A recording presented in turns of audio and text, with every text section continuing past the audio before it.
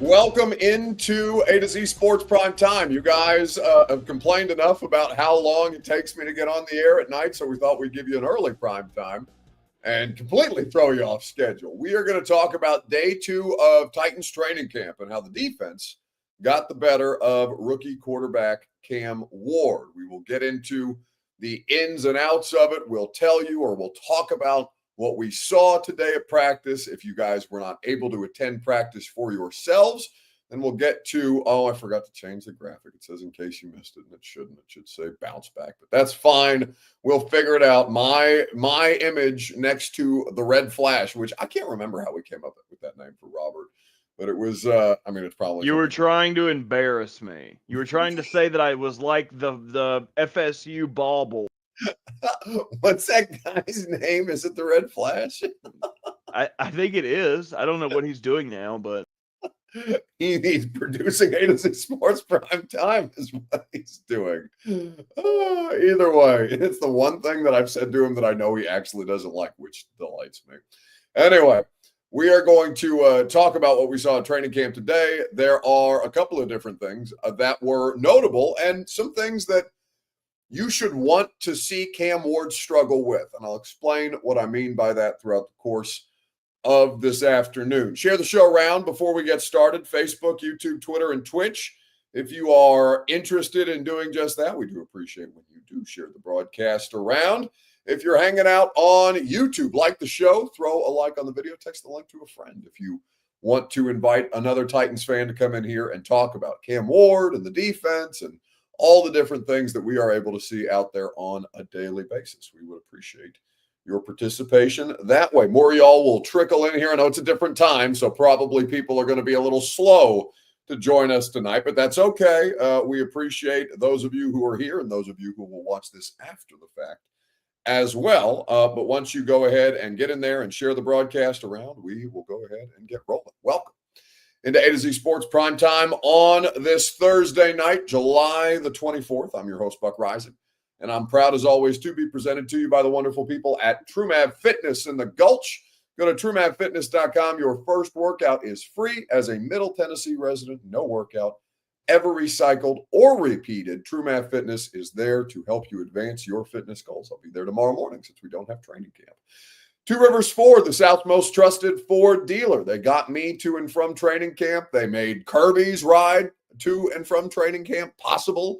They have been providing awesome services, award-winning customer service, and quality American-made Ford vehicles for over 4 decades here in Middle Tennessee. TwoRiversFord.com for more details. Dick Buttkiss on YouTube. I assume it's not the original. Is he still with us? I don't know that to be.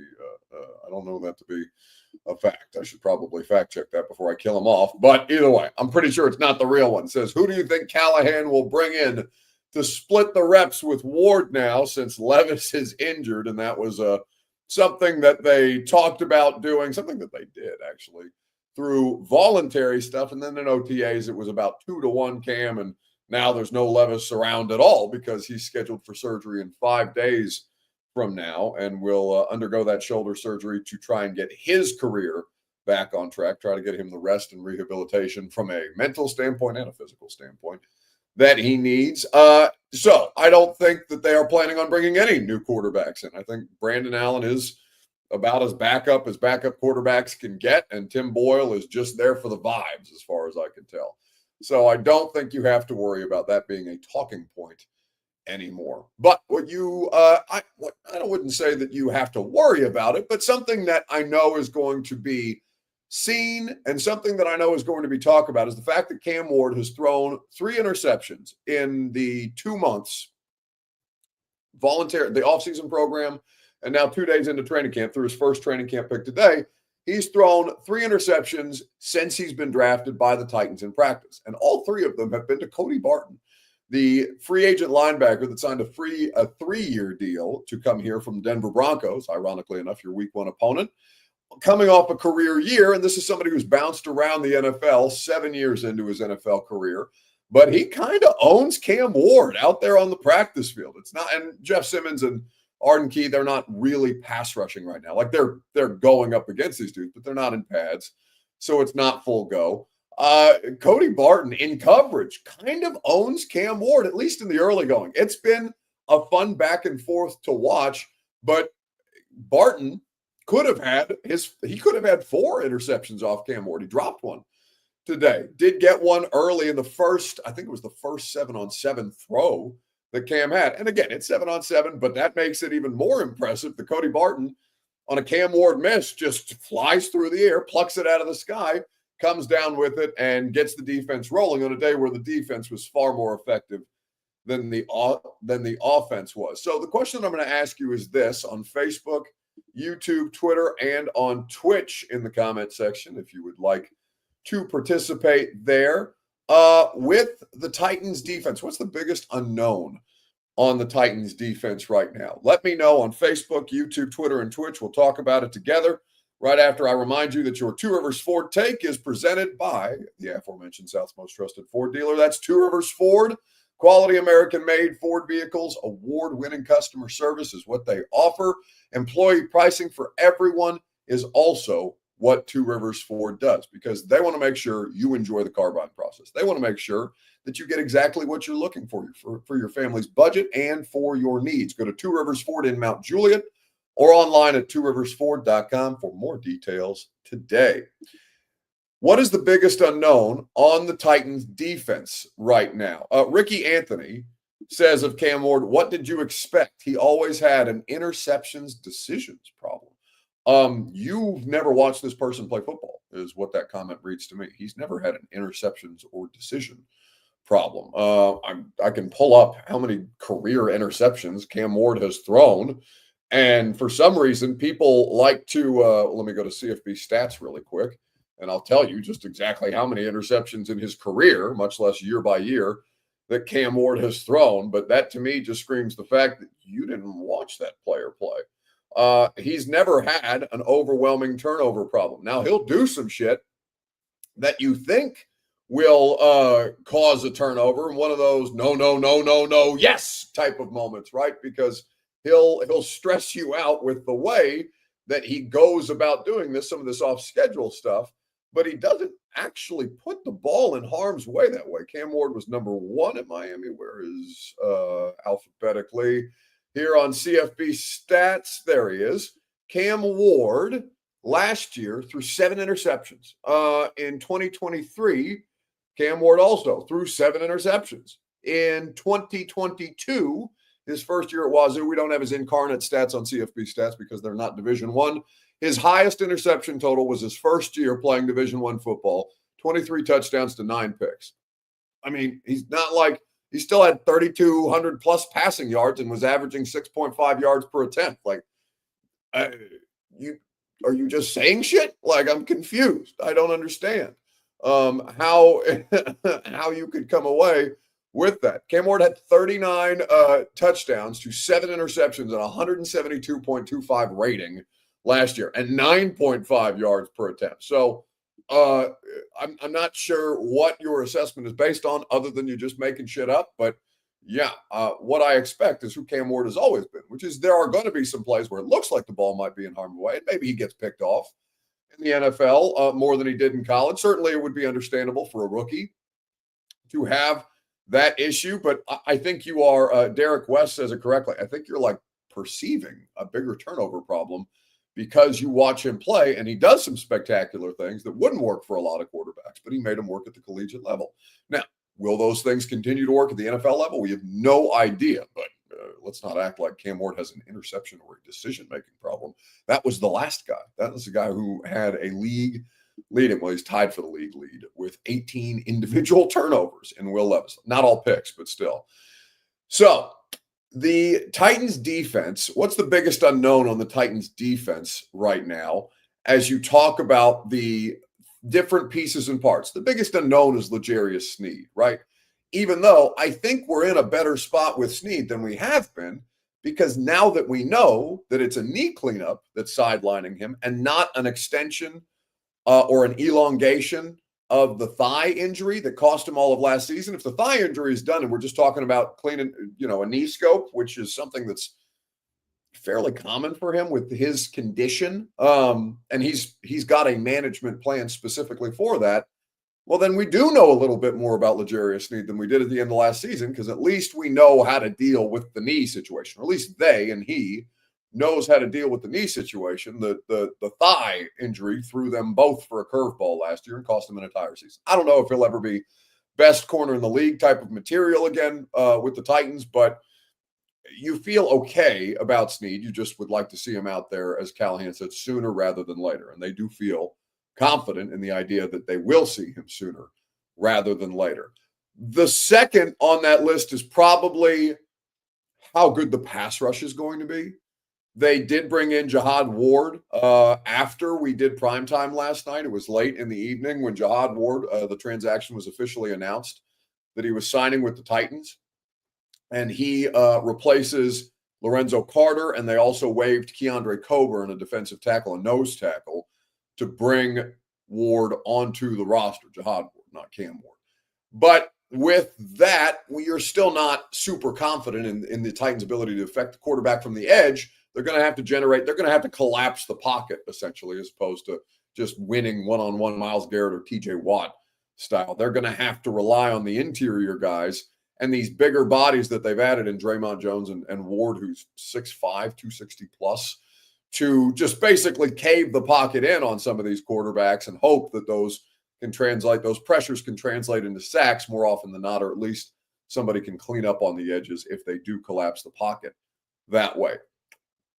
When you go down the list of unknowns on the defense, you get to probably off-ball linebacker third, but Cody Barton is the thing that makes you feel the most confident in that. At least it makes me feel the most confident in that because I've seen him play. I've seen him play in Denver, seen him play in Seattle, seen him play in Washington, and now I'm watching him on the practice field, and he's out there owning Cam Moore. I think Cody Barton is the only one to actually get interceptions, and he's gotten 3 now, could add 4 today.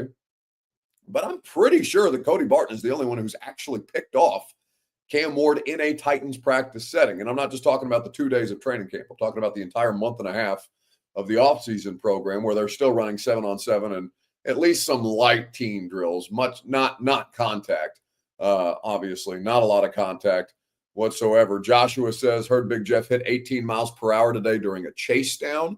It wasn't today. It was yesterday. Well, actually, I have no idea if Jeff hit it today. They didn't give us the numbers on today. But yesterday, Jeff did hit 18.4, and he's down 20 pounds, and apparently that hasn't cost him any of his power. It's good weight that he lost, and he's moving really well. Turns out Jeff Simmons is really good at football. You just need him to be healthy. That's the only thing with Jeff. You just need Jeff to be healthy to be able to have him be special on a down in, down out, week in, week out basis. And like I said this on the radio today. I don't expect dudes to play 17 games every year. You know, it's unreasonable. That's not what football is. Guys get hurt. Guys need to miss time. Guys need to rest. It's a long season, and it's going to get longer at some point. So I don't ding Jeff for not having played a full regular season since I think 2021 was the last time. But I do need to see him be, I need to see him be elite again. And I need to see him be elite for a considerable stretch of time, understanding last year and the last 2 years that he's been pretty banged up and having to play through it. So I'm sympathetic to that, of course. But in order for them to have anything special about their football team, the best chance that they have to be special is between the combo of Sweat and Jeff. And I don't know if they will realize that potential. You just got to hold out hope and see if they can both stay healthy this year. But Cody Barton is holding down the off-ball linebacker spot. They just need to figure out who his primary running mate is going to be. They're going to be packages where you see James Williams.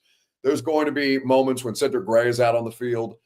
They're going to have multiple off-ball linebackers playing in certain packages. But I'm talking about from a majority of the snaps standpoint, Cody Barton is what they've been looking for basically 4 years.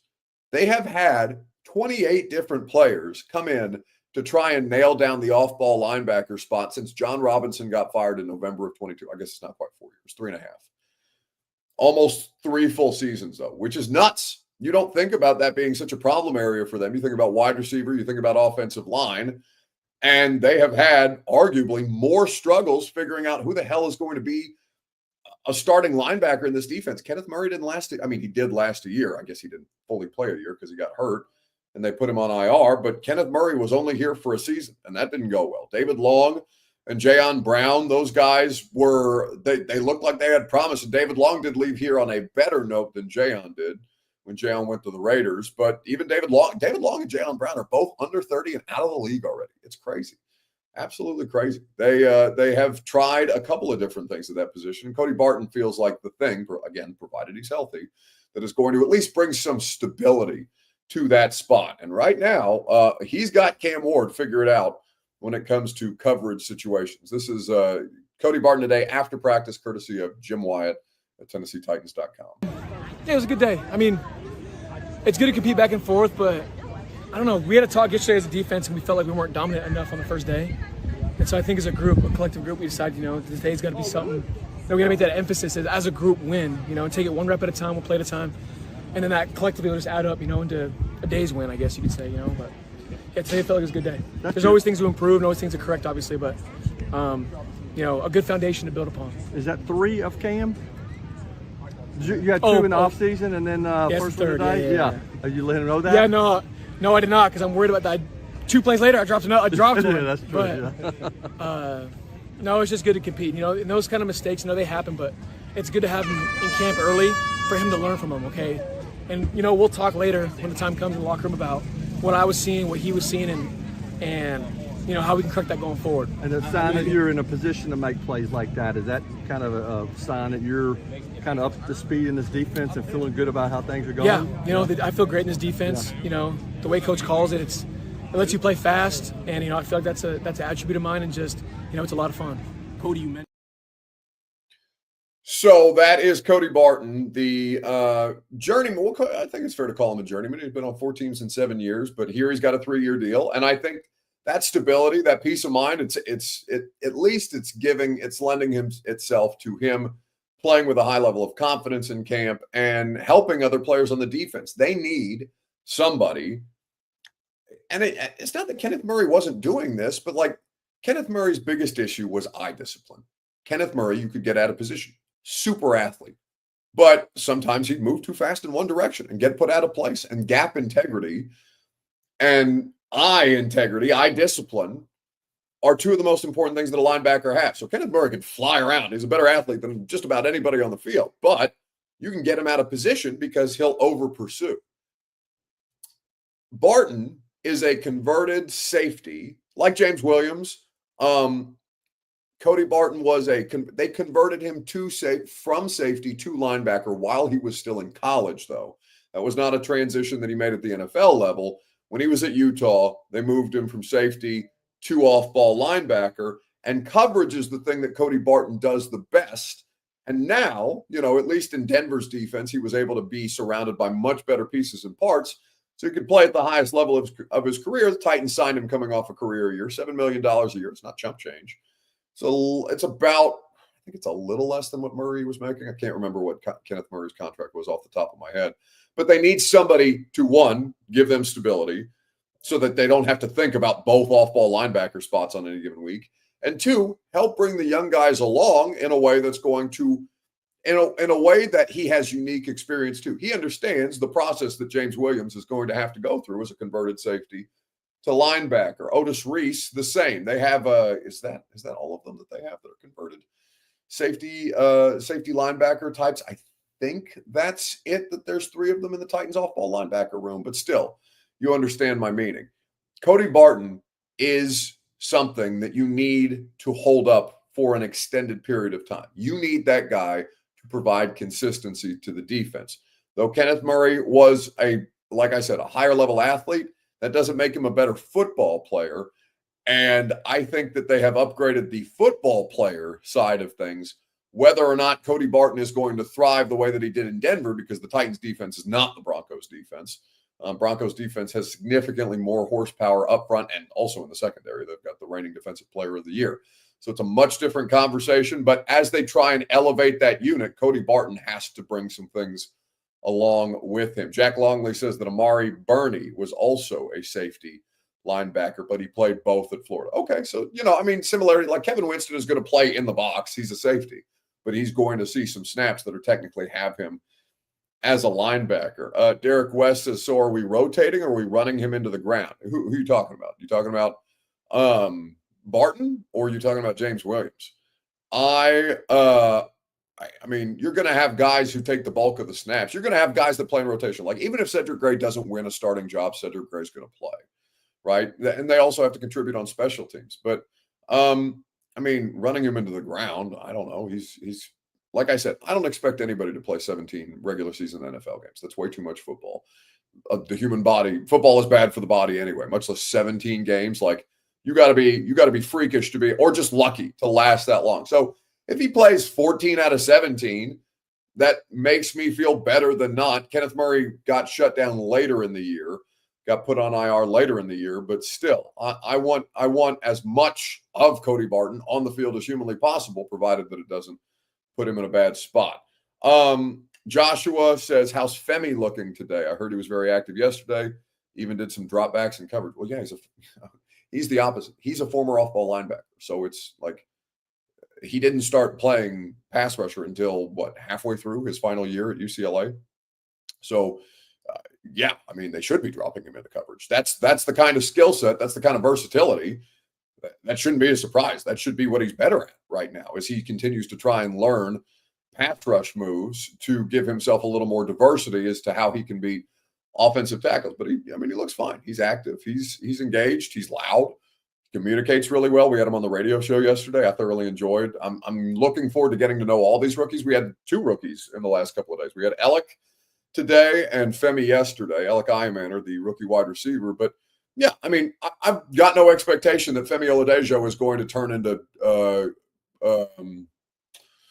I don't know, the best pass rusher on the football team, because he's just learning the position. Like, he's just getting there. He's talented enough and works hard enough that you feel good about long-term him turning into something that you can rely upon. But now you're just trying to figure out if you can get him in certain packages, and that the absence of Lorenzo Carter, bringing in Jihad Ward, you can rotate guys there too. In fact, it's best to keep the legs fresh there. But I think that in particular, he is going to be somebody who you just have to have patience with. And I know people aren't going to have patience because they want to microwave those results. Cam Ward is going to be the best quarterback in the NFL in year 1, right? Femi Oladejo is going to lead the league in sacks in year 1. It's not realistic. You can have high standards for them and also realize that this is a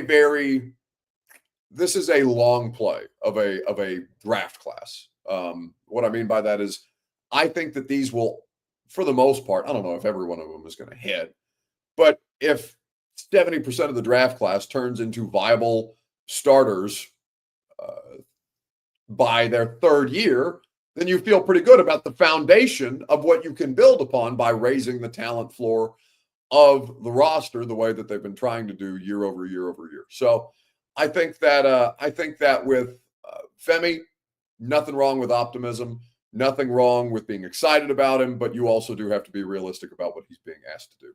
So let's get into weekend bounce back. Who needs to bounce back most in sports this week? We appreciate you making it happen with us a little early today. I have an appointment later that I cannot miss, so we had to maneuver prime time. We were thinking about doing a recorded episode and just putting it out at 7, but I feel like this time of year it's almost better to do this shit live with you guys, because I know y'all have things to say and questions that you want to ask, and I want to be able to answer as many of them as I can. So who needs to bounce back most in sports? Facebook, YouTube, Twitter, and Twitch. Could be Cam Ward today, having not a good day. I don't want to say not a good day at practice, but he had a learning curve day. That's a good day at practice as far as I'm concerned. It could be the Cleveland Browns. We're going to get to the Cleveland Browns here in just a minute. Their uniform release or their helmet reveal. Robert has a conspiracy theory about that we'll get to here in just a second.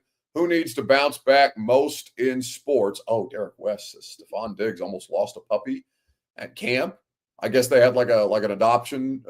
I think I saw Vrabel walking out of onto the practice field with a dog because they had something with the local humane society in New England or in Foxborough or something like that. But I guess Stephon Diggs almost lost the dog at camp. That's crazy. All right. Who needs to bounce back? You let me know in the comment section. We'll get to Robert here in just a minute, right after I remind you that I love TrueMath Fitness. I love going to work out at TrueMath Fitness. I didn't used to like working out at all. Now I love it because TrueMath Fitness helps me see the progress, has helped me achieve that progress year over year but helps me continue to achieve progress in my fitness journey just the same way that they can do for you. Now, you won't be on the same plan that I'm on. I have a different body type. I have a different, not skill set for lack of a better term, but I've got different strengths and weaknesses as far as my workout routine goes. You're going to have something different, and they're going to tailor that specifically to you with their group fitness classes. And if you want to take it to another level, personal training is also an option. TrueMathFitness.com, your first workout is free. All right. Bart, you want me to set up the video and then you can react to the video, or how do you want to do this tonight? What's the vibe? Just let me take it over. I'll be like a CNBC, like investigative reporter. How about that? Go get him. Hold on. Special report. Special report. The franchise that you think put out a real, okay, here's what happened. I'll show you the video. It came out on social media and everybody was like, oh shit, oh, the cameraman fell in the water. Aha, this is a classic Cleveland Browns mess up.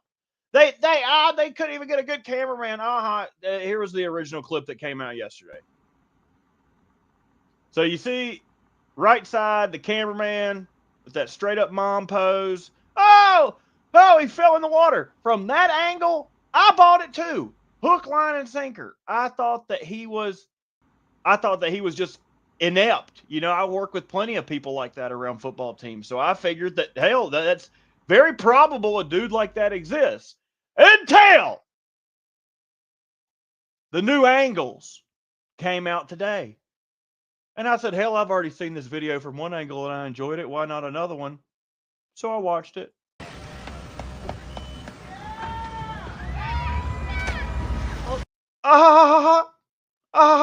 That was once again funny to me. But wait. Something was familiar there. As someone who grew up with Vine and the early ages of Instagram fame, there was a man who would make pranks and jokes with his granny.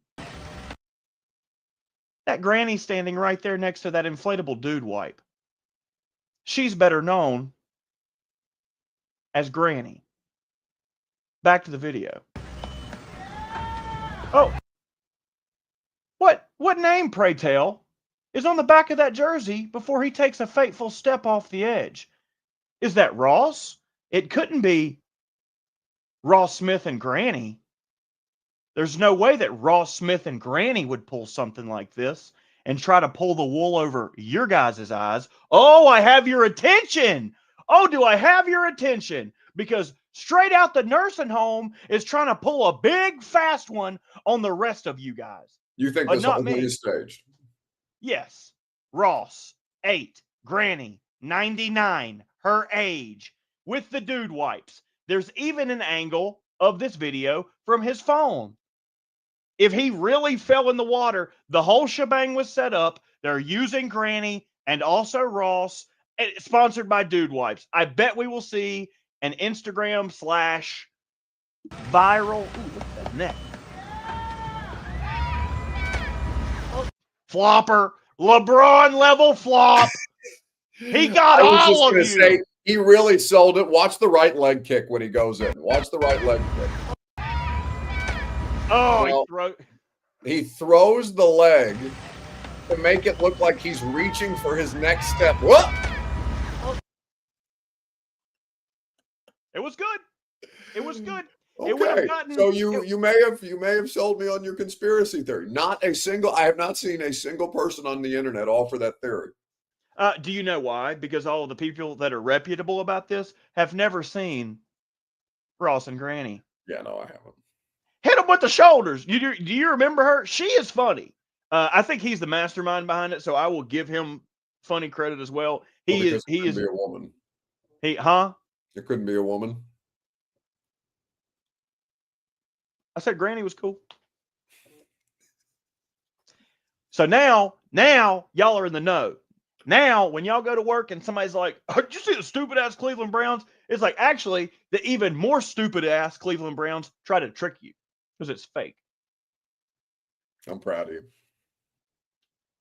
Well done. That's Big J Journo stuff. Well done. That's the best. That's the most investigative journalism you've ever done. That's not true. I once investigated who broke into the vending machine. Get out of here. That's going to do it for us tonight. Thanks for hanging out on Primetime.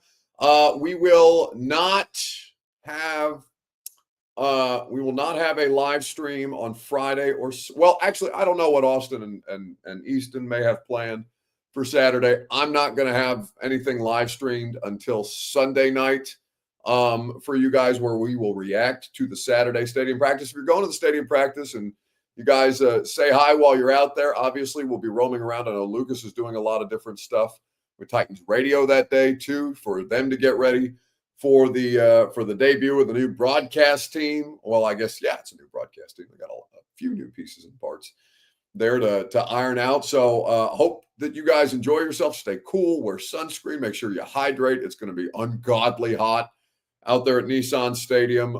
So make sure you're taking care of yourself if you are going to the practice. But I will look forward to seeing you guys there if you are in attendance. And if not, we'll react to everything on Sunday night. Radio show tomorrow. Coach Dave McGinnis of Titans Radio. Speaking of Titans Radio, he'll be on and hanging out with us. I'm also going to text Nate Washington and see if he has a segment in it, because I meant to get Nate earlier this week, but camp remote shows, like when they send us out to training camp to do the show, it does tend to throw things into a bit of a flux. So I'll see what Nate Washington's got going on, and maybe he will join us as well. Talk to you Sunday night right here on A to Z Sports Prime Time, if I don't see you tomorrow morning at 10.